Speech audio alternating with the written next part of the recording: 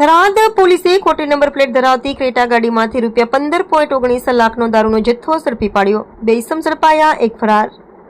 Tharad police station હદમાં આવતા ગઢસીસર ગામે ખોટી નંબર પ્લેટ લગાવી ક્રેટા કારમાંથી વિદેશી દારૂની 2162 બોટલો કિંમત ₹5,09,000 તેમજ અન્ય મુદ્દામાલ મળી કુલ ₹15.19 લાખનો મુદ્દામાલ કબજે કરી 2 ઇસમોને પોલીસે ઝડપી પાડ્યા છે.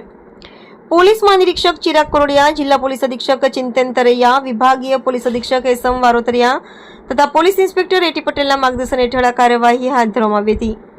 ચોક્કસ બાતમીના આધારે રોકાયેલી ક્રેટા કાર પર ખોટી નંબર પ્લેટ લગાવવામાં આવી હોવાનું બહાર આવ્યું, જ્યારે સાચો નંબર ZJ18EC6378 હોવાનું જાણવા મળ્યું, જ્યારે ખોટો નંબર ZJ18EF9998 ખોટી નંબર પ્લેટ લગાવી હતી. તપાસ દરમિયાન કારમાંથી વિદેશી દારૂનો મોટો જથ્થો મળી આવ્યો હતો. પોલીસે રાજસ્થાનના અમરારામ તગારામ કાસાબારામ રહે દૂધઠવા તાલુકો સાંચોર અને નેનારામ જેઠારામ કુંભારામને ઝડપી પડ્યા છે, જ્યારે ત્રીજો આરોપી સાવરારામ ભારમલરામ બિશ્નોઈ ફરાર છે. આ મામલે થરાદ પોલીસ સ્ટેશન ખાતે ધ પ્રોહિબિશન એક્ટ હેઠળ ગુનો નોંધવામાં આવ્યો છે અને વધુ તપાસ ચાલુ છે.